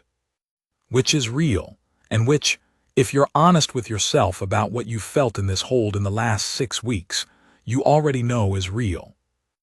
A long silence. The fire shifted. She looked at me, and in her eyes, steady, honest, the particular directness that I had catalogued from the first day in the courtyard and had come to rely on the way one relies on a true bearing. There was something that was no longer the holding of a question, but the recognition of an answer. It is real, she said quietly. Yes, I said. It's terrifying, she said. Yes, I said. I've never been bonded, she said. There was no one before. I didn't expect, she stopped. I am 31 years old, and I have lived alone and worked alone and built alone, and I am very good at alone. And what you are describing is the end of alone. It is, I said, completely if you choose it. And if I don't? Then I ask nothing more than what's already been given, I said. I don't pretend it would not be difficult. A bond at this stage of its awakening refused is not nothing for either of the people in it, but I will not compel you. I am not built that way. She looked at me for a long time. The fire was very quiet. Outside the wind had stopped, which happens sometimes in deep winter, a sudden stillness that is its own kind of announcement. I'm going to tell you something, she said finally, and I need you not to read it as more than it is yet. All right, I said. On the second morning, she said, in the lower chamber when I came down before the light and found the stair and went down and Vale opened his eyes, I felt something. I thought it was what I always feel with grief wolves, a kind of empathic resonance, a way of knowing what the creature is carrying. But it was different from that. It had a direction to it, not toward Vale or not only toward Vale, toward you, toward the person I could feel on the other end of the bond thread, the one Vale was carrying. I went still. I kept working, she said, because the wolves needed me and because there was no use sitting with a feeling I hadn't named yet. But it was there. It didn't leave. A pause. On the sixth morning, when I came to the den and saw you on the step, watching Vale come toward me, when I saw your face in the early light, I understood what the feeling was. She stopped. Her voice had not changed its quality. It was still the low, steady voice she always used, but there was something beneath it now that was the sound of a person saying a true thing that has cost them something. "I didn't go looking for this," she said. "No," I said, "neither did I." "I'm not the same as what you lost," she said. "No," I said, "you're entirely your own. She was 11 years of your life. I don't," she shook her head slightly. "I can't fill that." "I'm not asking you to fill anything," I said. "I'm not asking you to be a substitute or a replacement or an answer to a loss. Myra was Myra, and what we had was its own thing, and it lives in me as its own thing and always will. This," I looked at her, "is its own thing. Entirely. New. I didn't know that was possible until 6 weeks ago." She held my eyes for a long time. "If I say yes," she said slowly, "I mean I'm saying yes to the whole of it. The bond, the life here, the pack. I'm not saying yes to the idea of it from a safe distance. If I say yes, I mean it." "I know that about you," I said, and I did know it. It was one of the first things I had known about her, that she was not a person who did things by half. "Then I'm saying yes," she said. The words were quiet. They were not dramatic, were not accompanied by the kind of scene that the stories usually construct around a moment of this order. She said them in the voice she used for true things, the steady, low voice, and then she stood there and looked at me with the expression I was beginning to know, the one that was entirely her own, the one that did not perform itself. I stood up. I crossed the room to where she stood, and I stopped in front of her at the distance of someone who has not yet been given permission to be closer, and I looked at her in the firelight, and I said, "May I?" "Yes," she said, before I had finished the sentence. I took her hand, both hands, her healer's hands that were warm and capable, and had done the thing no one else in 3 years had been able to do, and I held them in mine. And the mate mark did what it does when a bond finds its own truth. It burned. On both our wrists at once, without ceremony or preparation. A gold light, warm and steady as a hearth fire, not the fierce blaze of a first bonding, but the deep settled burn of a bond that had been building through 6 weeks of early morning dens and evening cups of tea, and the slow, patient work of a grief wolf coming home. She looked down at the light on her wrist, and then up at me. "Oh," she said. "Yes," I said. She laughed then, a small sound, surprised, warm, and I felt it in my chest the way I felt everything now. Not through a locked wall, but in the open, in the warm air of the study in the deep winter, with the snow falling softly outside and the bond light steady on both our wrists and veil, somewhere below in the upper den, making the low sound I had heard once through 3 floors of stone, and mistaken for something other than what it was. Joy, it had been joy, an alpha wolf who had found his way back. There is something I want to say about the weeks that followed, the weeks between the morning she said yes, and the morning the snow finally began to relent at the edges of the south wall, because those weeks were not simple. They were not the easy progression of a tale told quickly, where one thing leads to another in a clean and legible line. They were the actual texture of 2 people who have agreed to something enormous and are now living in the vicinity of it while the rest of life continues to demand attention. She did not move into the hold in any obvious or declared way. She was already in the hold. She had been in the hold for 7 weeks. What changed was a quality of presence rather than a position, a slight and unmistakable shift in the way she occupied the spaces she had always occupied, as if the yes had given her permission to stand differently in them, to take up a little more of the room that was already hers. I noticed it first in the den. She had always come at the pre-dawn hour, when the hold was still and the wolves were in their particular early morning calm, and she had always sat with Vale in the upper chamber with the quality of a person visiting. After the yes, she arrived with the quality of a person returning, Small difference. The difference between a guest and someone who lives there. I noticed it and I did not say anything about it, but I found that the noticing was pleasant in a way I had not anticipated and had not been prepared for, which was the way of all things connected to Saren. They arrived before I was ready for them, and then settled into me so naturally that I could not have said when they hadn't been there. The council meeting happened, as I said. Torvin was present and said what needed to be said from my second's position, which was efficient and loyal and useful. I said what needed to be said from the Alpha King's position, which was brief and definitive. The council received this. The council, as I had told her, was not pleased in every quarter. There were 2 members who had daughters of appropriate age and pack standing and had been, I knew, entertaining certain quiet hopes for several years. These 2 were careful not to express their unpleasedness directly, which was wise of them, and I was careful not to notice their careful not expressing it, which was wise of me. And between these 2 wisdoms, we arrived at the outcome that the bond was acknowledged and the ceremony would be planned for spring. But the council meeting was not the interesting thing about those weeks.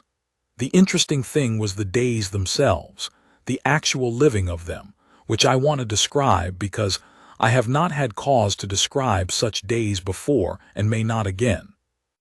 We fell into patterns. I have mentioned the morning den and the evening tea in the study. These continued, deepened, became the anchoring points of each day in the way that certain things become anchors when you are learning to be present again in your own life. But there were other patterns too, smaller ones, that accumulated. She took to leaving books in the study. Not many, she was not a person who accumulated clutter, but specific ones, which she brought from her healer's pack or borrowed from the Hold's library, and which she left in the study when she went down to the den in the morning, in the particular way a person leaves a thing in a space when the space has become partly theirs. I never moved them. I sometimes read a page or 2 when she was elsewhere, though I would not have admitted this if asked, and once found myself 2 chapters into a volume on the medicinal properties of mountain plants that was, objectively, not the kind of reading I would normally choose, and was aware that I had read 2 chapters because it was hers. She joined me for the evening meal twice in that first week after the yes. Not in the hall with the pack, not yet, but in the smaller room off the study that I had used for private suppers when the occasion called for it, where Torvin sometimes joined me for working meals, and which had a table that sat 4 and a fire and a window that looked east over the snow-covered lower slopes of the mountain. The first evening she came, she sat across the table, and we ate the meal Torvin's cook sent up and talked, as we usually talked, about the wolves and the Hold and the things that were going on.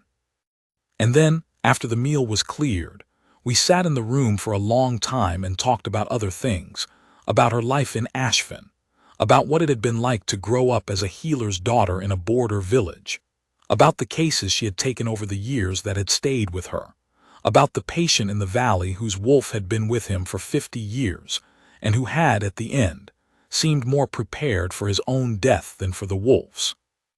I talked too, which was the less expected part. Not about Myra, not then, not in those first evenings. That would come later slowly in the way of things that need their own time, but about the Hold, its history, its particular character, the way it had been different in my father's day, and the way I had shaped it, and the ways in which Vale's absence had shaped it in directions I had not intended. About Torvin, and what Torvin's constancy had meant in the 3 years. About the pack and the particular quality of leading a pack through a period of their king's grief, which is not something anyone prepares you for, the way a wolf pack adjusts itself around a pain the king carries, becoming quieter and more careful around him in ways that are entirely wrong but entirely kind. She listened in the way she always listened, which was completely. And she asked questions, not the probing questions of someone extracting information, but the questions of someone who is genuinely interested in the territory of another person's life, who wants to understand not just the facts but the texture. We talked until late. This became the pattern of the evenings after supper in those weeks. We talked until late, and then she went back down to the den to make her final check of the wolves before sleep, and I went to the study, and the hold was quieter than it had been and also somehow fuller. She told me things too. About the years in Ashfin before she had been anything but the healer's daughter, and then the healer's apprentice, and then the healer herself when her mother had died, and she had been 23 and alone and responsible for a village's health, and too young to feel ready but too practical to be anything other than ready. About the quality of being known in a small place, the intimacy and the constraint of it, the way that in Ashfin she had never been simply a person but always the healer, and how this had shaped her in ways she was still working out. About the ways in which she had, over the years, learned to be alone, learned to find the rooms in herself that did not require other people to complete them, to live fully in the life she had and not in the life she had not chosen. "And now," I said one evening when she had said something along these lines. She considered the question for a moment. "Now I'm doing something I have not done before," she said, "which is being in a life that is not entirely of my own making, that was shaped by something other than my own choosing." "Is that difficult?" "Less difficult than I expected," she said, and then, with the quality of saying a true thing that has been arrived at honestly, "I think the room was there all along, the room in me for this. I thought I had simply not found what fit it. Now I think," she paused, "I think the shape of what fits it was not something I could have recognized before it arrived." "No," I said, "that is the nature of the fated bond. You cannot recognize it until it is there." She looked at the fire for a moment. "I've been a healer all my adult life," she said. "I've sat with people in the worst moments, the moments of loss and fear and the waiting for things you can't prevent. And in all of that time, I have believed that the most important skill was knowing what to do." She paused. "What I learned in the lower chamber with Vale is that sometimes the most important thing is simply to stay." The fire made a small sound. Outside, the wind moved against the stone. "Yes," I said. "There was something else in those weeks that I want to record, because it surprised me and I think it matters." The pack began to come to her. Not in the way they came to a healer, not with injuries or ailments, though some of that too, because she was the resident healer now and the Hold's people knew it. They came in the way that a pack's people come to a Luna who has been recognized by the wolves before the formal ceremony has named her. Tentatively, informally, on small pretexts. Hala, the woman I had seen approach her in the hall, began to appear at the den entrance in the mornings with a question about one of the older wolves, which was a real question, but was also clearly a reason to be there. The two younger guards who had been posted to the den during her first weeks of treatment began to exchange actual words with her rather than the formal acknowledgments of their post, which was a progression I noticed and recognized. Young Merritt, who was 15 and who served in the Hold's kitchen, and who had a timid, anxious quality that I had always been aware of without knowing how to address. Merritt began to appear at the den in the early afternoons, carrying feed for the wolves, which was not technically her responsibility, but which Saren had apparently suggested she might help with. And Saren let her help, which sounds like a small thing but was not, because Merritt was afraid of Vale, had been afraid of all large wolves since a childhood incident she had never fully explained, and the process of her learning not to be afraid, under Saren's quiet supervision, in the company of Vale, who was now so far from frightening that even Merritt's anxious quality softened in his presence, was something I found myself watching with a kind of attention I had not given small daily things in several years. This is what a Luna does, not in the formal sense of ceremony and title and the official acts of a Hold's queen. In the quieter sense, the daily sense, the sense that matters most, she makes the Hold's people feel that they are seen and cared for, and that the place they inhabit is steady. Saren did this not by design but by nature, by the same quality that had reached Vale in the lower chamber, the quality of presence that makes things feel safer simply by being there. I watched it and I understood, with a slow and particular clarity, why the bond was the bond. Why, of the holds in the northern borderlands, of all the women in the territories around Greymental who might have been arranged or offered or presented, it was a healer from a border village who arrived with a riding pack and a practical wool coat, and found the alpha's grief wolf in the underground by something she couldn't explain, and who then simply stayed. The bond does not choose for convenience. It chooses for completion. And what was being completed here, I began to understand, was not only Vale's return from the underground and not only the thaw of my own grief-frozen interior. It was the hold itself, which had been cold for 3 years in ways I could not entirely see from inside the cold, and which was warming now in the ordinary daily ways of a place where a woman is present who is genuinely there. I told her this once, near the end of that first month. She looked at me for a moment. "I'm just doing what I do," she said. "I know," I said, "that's what I mean." She considered this. "Then, is this how it was with your first Luna?" The question landed in the room with the particular weight of a question that deserves a real answer. I thought about it carefully, the way it deserves to be thought about. "Myra was born to this," I said finally. "She grew up in a pack, trained to be a Luna, understood the hold's life from her earliest memories. What she brought was knowledge, a fluency. The hold ran more smoothly with her because she spoke its language already." I paused. "What you bring is different, not less. Different. You bring a way of attending to things, a quality of presence that I did not know the hold was missing until it was here." She was quiet for a moment.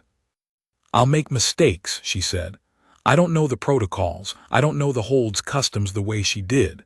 There will be things I get wrong." "There will be," I said. "The pack will forgive them." "How do you know?" "Because Kara's went and lay down in front of you," I said, "in the hall during the ceremony, and the pack followed. They made their assessment before the ceremony, and it was not amenable to revision." She looked at me, and a small smile moved over her face, the particular smile she had for things that moved her in a direction she had not expected. "Kara's," she said. "Kara's," I said. "He tried to bite the Valley healer's hand in the second week of the illness," she said. "I know," I said. "Torvin was there. He let me comb the burrs out of his left shoulder," she said, "on the 14th day. He has a lot of burrs. He has been lying in the same corner of the hall for 2 years and the straw accumulates." "Yes," I said. "I'm going to have to tell Torvin to change the straw more often," she said. "Torvin will be pleased that someone is telling him," I said. "He has been wanting to change the straw for 6 months and has not wanted to disturb Kara's." She laughed, the real laugh, the open one, that I had first seen in the hall on the ceremony evening. This is what I want to record, that this was also part of those weeks, the laughter, which I had not expected, because I had not laughed, or not genuinely laughed, in 3 years, and I had not known that was something I was missing until the first evening in the small supper room when she said something about her patient in Ashfin, something about the patient's wolf, who had, apparently, developed an inexplicable fondness for being read to, and would howl mournfully if the reading stopped before he was ready, and I had laughed, and had been surprised to hear myself doing it, and had noticed that it felt like a room being opened, after a long time of being closed and aired. She was funny, not in the performed way of people who are entertaining themselves at a social occasion, but in the way of someone who sees the world accurately and comments on it precisely, and the precision is what is funny. She had sharp eyes and a dry wit, and she deployed both with the same lack of performance that she brought to everything, which meant that when something was funny she said so, and when it wasn't she didn't pretend it was, and the combination was, it was the specific quality of a person being entirely themselves, and there is nothing more amusing or more restful than the company of someone who is entirely themselves. I found in those weeks that I had been more lonely than I had known. Not lonely in the dramatic sense that loneliness announces itself. Lonely in the way of stone that has been cold for a long time. It doesn't know it's cold, it just is cold, and cold is simply its nature as far as it knows, and it is only when warmth arrives that the stone understands it had been cold. I had not known I was lonely in any way I could have named, because the grief had taken up all the available space for the previous 3 years, and had not left room for loneliness to be visible as its own thing. But once it was visible, once the warmth of her presence in the hold made the cold visible by contrast, I understood that the 3 years had been very long, and I was very glad they were over. The council said what I had told her councils always say. They said it in the measured way of men and women who are accustomed to managing the edges of their king's decisions without directly opposing them. They said that a bond was not a ceremony. They said that a ceremony was expected and appropriate. They said that the people of Greymantle had certain expectations about the nature of their Luna's background and lineage, which were not unreasonable expectations. I listened to all of it, I let them say it, and then I said what kings say, which is, the bond is the bond. I am aware of the council's position. The ceremony will be arranged in the spring when the roads are clear and the hold can receive guests.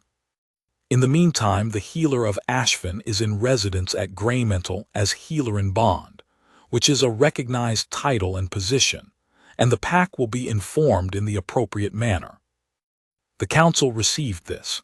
They were not pleased precisely, but neither were they the kind of council that makes the mistake of pressing an alpha king on the matter of his faded bond when the bond mark is visible on his wrist, and the wolf who has been absent for 3 years is walking through the upper den with his eyes open and his head high. Some things are above councils. The mate bond is one of them. They knew it. I knew it. We understood each other. Torvin came to see me that evening. He stood in the study doorway in the way he always stood, with the particular quality of composure that I had relied on for a decade and a half. And then, for a moment, his composure shifted. Not to surprise, I did not think I had ever surprised Torvin, who seemed to have known in advance most of the things that had happened in this hold, but to something that in a less composed man would have been unmistakably relief. "The healer of Ashfin," he said. "Yes," I said. "She's staying." "Yes." A silence. "The bond mark," he said. "Yes," I said.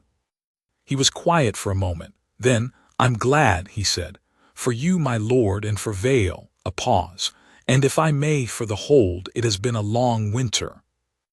"It has," I said. "A long 3 winters." "Yes," said Torvin, and let that be all that needed saying, which was exactly the right thing and exactly what I expected from him. He was the first of the pack to say it. He was not the last. The pack knew before the formal announcement.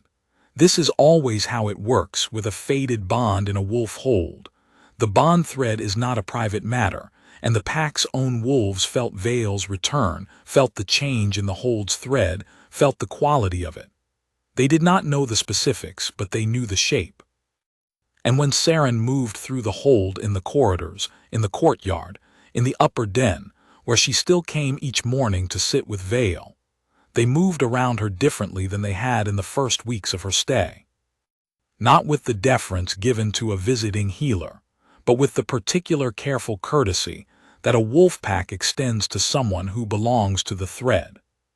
She noticed and told me about it in the study one evening, with the directness she applied to all things. "They're looking at me differently," she said. "Yes," I said. "Is it the mark?" She glanced at her wrist, where the bond mark had settled from its initial warmth into a quiet gold line, the healer's hand she'd had all her life now carrying this additional thing, this visible truth. "Some of it," I said, "some of it is Vale, and some of it is you. You have been in the den every morning for 7 weeks. Kara's Torvin's wolf, whom you healed of the cough he'd had for 2 years, he has been following you since the 3rd week. I think the pack's wolves have made their own assessment."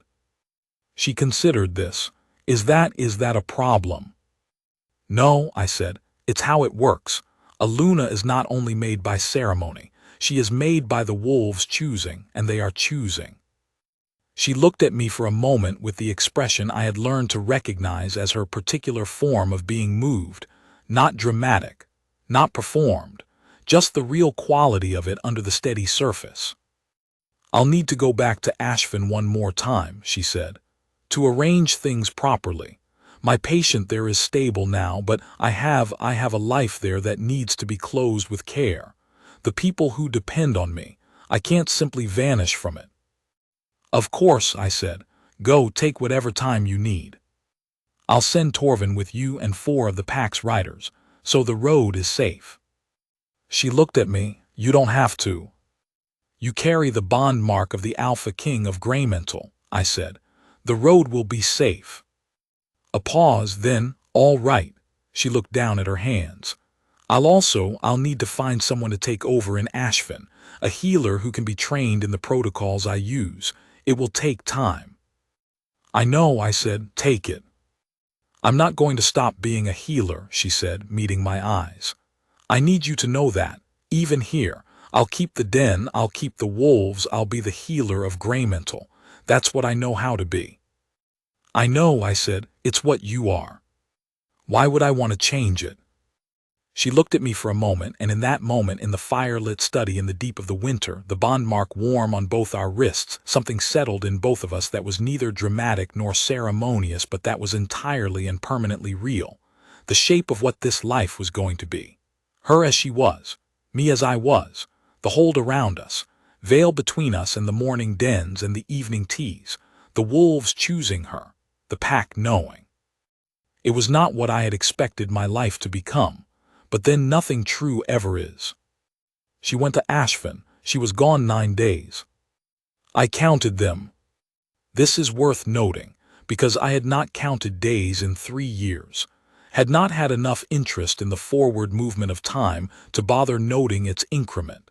And now I was counting, which meant that I was invested in the forward movement of time in a way I had forgotten was possible.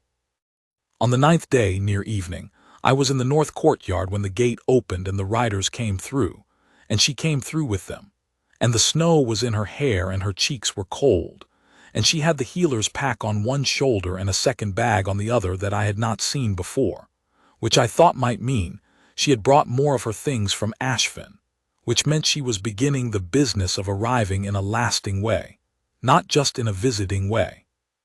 I walked across the courtyard to meet her. She dismounted and looked up at me, and the expression on her face in the evening light was the same one it always was, steady, present, unhurried, and beneath it, visible now in a way it had not been in those first weeks, something warm. 9 days, I said. 9 days, she agreed. Everything arranged. Arranged, she said.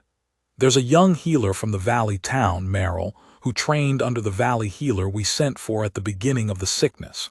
She is not as good as she will be in 5 years, but she is capable and she is careful, and I've given her everything she needs, and I'll go back to check on her in the spring.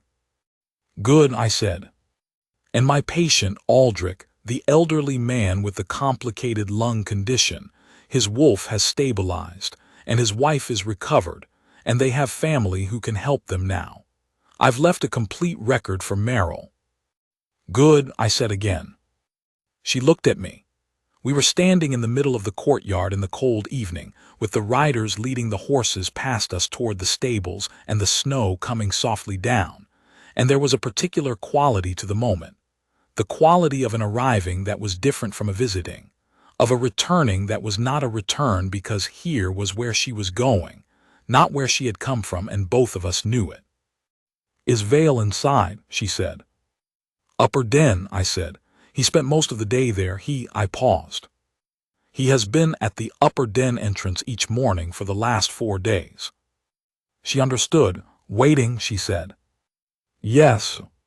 She shouldered the healer's pack more firmly and started for the den entrance, and I walked with her, and Vale was at the entrance before we were.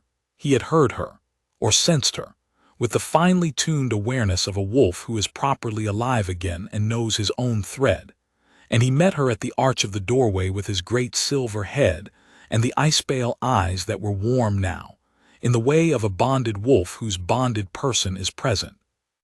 And she put both hands in his coat and pressed her forehead briefly against his silver head and said something too low to hear. I watched them. The bond mark on my wrist was warm.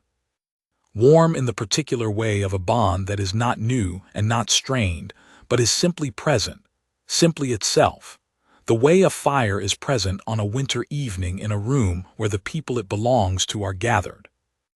That night at supper, Torvin announced to the hall not the full pack, not the formal ceremony that would come in the spring, but the household, the people of the hold who gathered for the evening meal, that the bond between their Alpha King and the healer of Ashfin had been made, that the bond mark had appeared, that Saren of Ashfin was healer in bond at Greymental and would hold that place from this evening forward. I was not there for the announcement. I was in the study. By design, a king's announcement of his bond is a thing best delivered by his second and received by the household in their own way, without the king present to make them perform their reaction for him. Torvin told me afterward. He said the hall was quiet for a moment. He said old Kara's, who was not supposed to be in the hall but was there anyway, near the south fireplace, which was where he had spent most of his time since his illness, put his great gray head up and made the sound a wolf makes when something has been correctly settled. A low, resonant affirmation that rolled through the stone hall and up into the rafters. He said after Kara's, the hall made the same sound. In their own way, not the wolf sound, but its human equivalent, which is the sound of people who have been quietly worried for a long time, taking a collective breath and releasing it.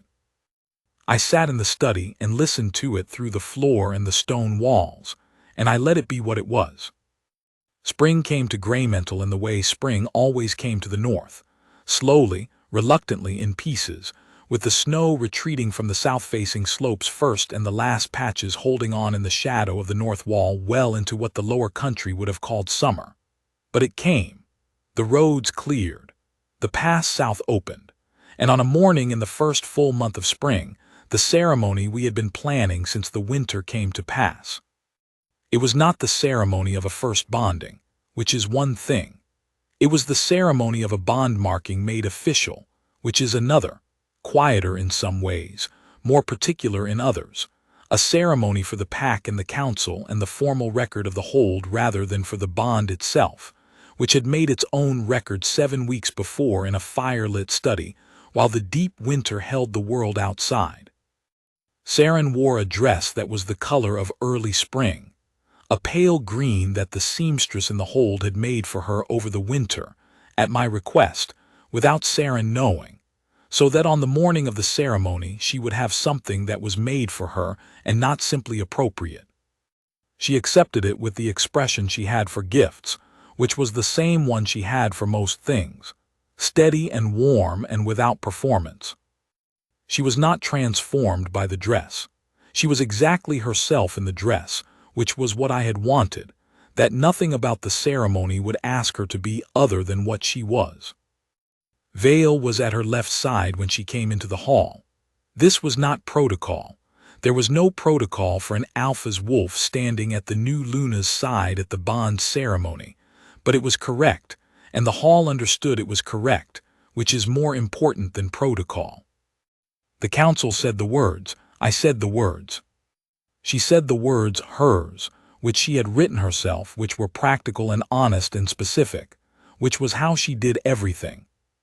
She said that she came to Greymental as a healer and was staying as a bonded mate, that she intended to keep the wolves of Greymental in her care and to give the same quality of care to the Pax people, that she was new to the hold's ways and was learning and expected to keep learning, and that the one thing she was not new to was the bond itself, which she had felt since a morning in a cold underground chamber when a grief wolf opened his eyes and looked at her, and which she had known was real from that morning. The hall was very quiet through this. When she finished, old Kara's, who was fully healed now, his gray coat still marked with age but his cough entirely gone, his eyes bright and present, walked, slowly and with great dignity, from the south fireplace to the center of the hall, stood before her and lay down. A wolf lying down before a Luna is not a gesture of submission. It is a gesture of recognition, of, you belong to us and we know it, and we are saying so. The hall understood. And after Kara's, the other wolves followed, one by one, in the particular unhurried way of creatures who are doing something that matters and know it.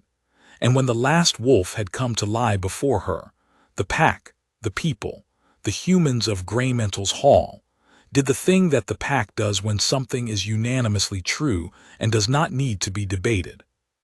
They bowed.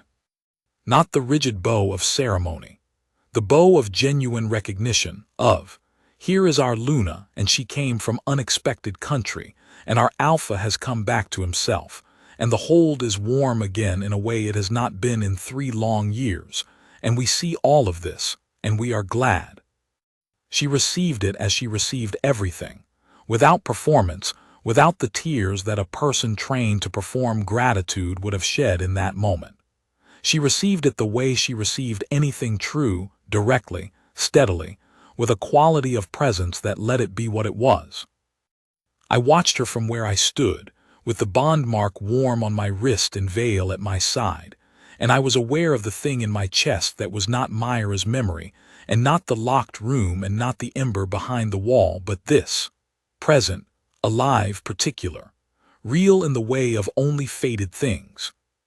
The hall, after the bowing, became the thing halls become after a long ceremony, people moving, cups raised, the sound of a gathering that has completed a serious task and is now breathing into the relief of it.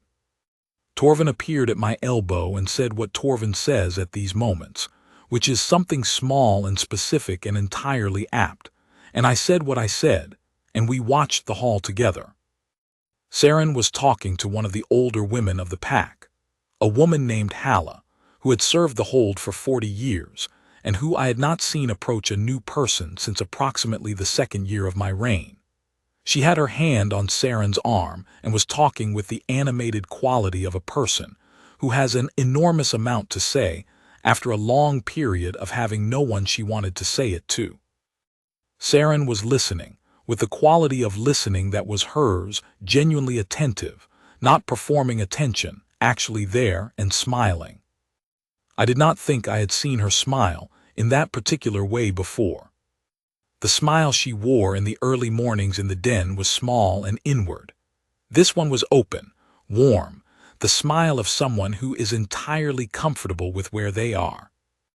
I looked at her, and I understood something that I want to put into words because it is the most important thing I have found on the other side of the grief. The end of a bond is not the end of the capacity for one. The capacity does not die with the bond. It waits, as Vale had waited in the deep, warm underground of a person's nature, until the time is right and the right person comes to sit in the straw and say nothing and be steady. And then it moves slowly, one stair at a time, toward the light. I had not known this. I had believed for 3 years that the room was closed and the capacity was gone and the cold was permanent. I had been wrong. The room had been waiting. The cold had been temporary. And what was on the other side of it, not the same as what had been before, not a replacement, not a return, but its own thing, new and particular and real, was this: a woman who came to heal my wolves and stayed to heal everything else. Vale came outside for the first time on the 4th morning after the ceremony. I should say it was the first time since Myra's passing. He had been inside Greymental's walls for 3 full years, underground or in the upper den, and the world outside had been going about its spring business without him. But on the 4th morning, when the light was clean and the snow on the south slope had entirely melted, and the air smelled of thaw and new earth and distant water, he came to the upper den entrance and looked at the courtyard, and then looked at Saren, who was standing in the courtyard with a cup of tea in both hands in the particular posture of someone who is very much enjoying the spring air. He walked out. He walked out through the arch into the spring courtyard, and he stopped and looked up at the open sky, Not the stone ceiling of the upper den, but the actual sky, which was pale blue with the thin early light, with clouds moving across it in the way of spring clouds, light and purposeful. And he stood under it for a long moment with his pale eyes open. Saren looked at him. She said nothing. He walked to her slowly and stood beside her, and looked up at the sky again, and then put his great silver head against her shoulder in a gesture that was not the gesture of a wolf and Luna, but something older and more particular. The gesture of a wolf who has been away for a very long time and is now here, in the world in the morning, beside the person who helped him find his way back. I was standing in the courtyard doorway, watching. She did not look at me. She kept her eyes on the pale blue spring sky, her cup of tea in one hand, her other hand buried in Vale's silver coat, and she breathed, and he breathed, and the morning moved around them in the unhurried way of a morning that has nowhere else to be. Then she looked at me, and I came out of the doorway and crossed the courtyard to where they stood, and I put my arm around her, and she leaned into me slightly, not dramatically, not with the performed naturalness of people who are conscious of being watched, but with the ease of two people who have been in proximity long enough that the proximity has become simply where they are. And the three of us stood in the spring courtyard of Greymantle with the morning all around us, and Vale's pale eyes were open and full of the spring light. In the days immediately following the ceremony, there were things to attend to that I had not fully anticipated. Not the council matters, those I had managed, and not the formal pack matters, which Torvin handled with his customary efficiency. The things I had not anticipated were smaller and more particular, which is to say, they were about her. She moved into the Luna's chamber 3 days after the ceremony. Not because I had asked, I had said, and meant it, that the shape of what we were building would be shaped by what made sense to her, but because she had come, on the evening of the 3rd day, and said that it made sense to her.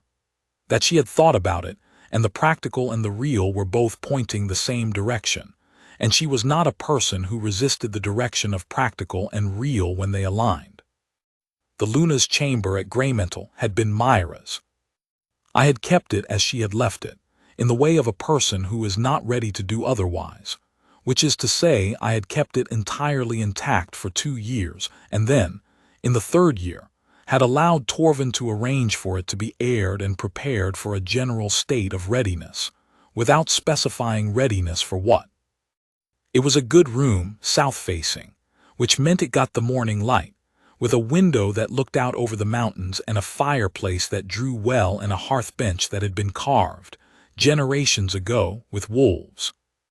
Saren walked into it on the evening of the 3rd day after the ceremony and stood in the doorway and looked around it with the particular attention she brought to spaces, the way a healer assesses a room. What is here? What does it need? What is its nature? This was hers, she said, not a question. Yes, I said. I was standing in the corridor. She was quiet for a moment. It's a good room, she said finally. Yes, I said. Does it feel strange? She said. She said it to me, not to the room. She had turned from the doorway and was looking at me with the directness I was entirely accustomed to and still, sometimes, surprised by. I considered the question honestly. Yes, I said, and also no, there are 2 true things at once and they do not contradict each other. She held my eyes for a moment. Then she walked into the room, and I heard the sound of her pack being set on the hearth bench, and after a while she came back to the doorway and leaned against the frame and said, "The window looks south. I've always wanted a south window." "I know," I said. "Torvin told me when I asked." She looked at me. "You asked Torvin." "I asked Torvin what you would want in a room," I said. "He said he didn't know specifically, but that he had observed that you always stood in the south light of the courtyard when you had a cup of tea in the mornings." She looked at me for a moment, and then she laughed the real laugh, warm and open, and she said, "Torvin is terrifyingly observant." "Yes," I said.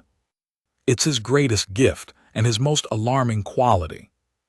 She looked at the room again, and then at me, and something in her expression settled into the quality I had come to know as her particular form of contentment. Not dramatic, not performed, simply a person who is where they are supposed to be and knows it. "All right," she said. "Good night." "Good night," I said. I went back down the corridor to the study, and I sat by the fire for a while with the awareness of the room at the end of the corridor. The south-facing room, the morning light, the healer who was settling into it with her practical bags and her steady nature. And I was aware, in a way that is difficult to describe but that I want to try, of a kind of rightness. Not the rightness of something restored to what it had been. The rightness of something that has found a new shape, and that shape is correct, different from the old shape, its own shape, but correct. Vale walked into the study about an hour later and lay down by the fire with the ease of a wolf, who is entirely at home in the world again. And I put my hand in his silver coat, and we were quiet together for a long time while the fire burned down and the hold settled into sleep. I have been asked in the time since, by people who are curious about such things, what it is like to come back from a grief as long and as deep as the one I had carried. I find I do not have the words for the whole of it. What I can say is this: it does not feel like a return. It does not feel like arriving back at a place you were before. It feels like arriving at a place that is new, that could not have existed before, because it was made by the specific shape of what you went through, and by the specific person who was there on the other side of it, and by the specific gray-silver wolf who kept the love safe in the deep underground of himself until the right morning. Saren's hands on the morning Vale walked outside, smelled of heather and the spring air and the deep clean straw of the den below. Her voice, when she finally spoke, not to me, not with any grand statement, but to Vale in the low, steady voice she always used with him, said, "There you go. That's the sky. Just that. There's the sky." And Vale looked up at it, and I looked at her, and the morning over Greymental was the particular pale gold of early spring, and the cold was gone, and the bond mark on both our wrists was warm, and the thing I had believed for 3 years was gone. The capacity, the room, the possibility of something after was standing in a spring courtyard with a cup of tea and a wolf's great head on her shoulder, looking at the sky with a quiet that was not empty but entirely, completely full. That was where we were. That was where I was. And it was, in the end, the place I had not known I was being led toward all along, through the grief and the cold, and the 3 years underground, and the early mornings on the cold stair, and the evening cups of tea, and the slow, patient work of a wolf finding his way back, one step at a time, to the light. She had come only to heal the wolves. The wolves were healed, and I was, in the end, something I had not expected ever again to be, grateful for the morning and for the person in it, and for the extraordinary fact that the world, which had gone so thoroughly cold, had chosen, in its own time and in its own quiet way, to become warm again.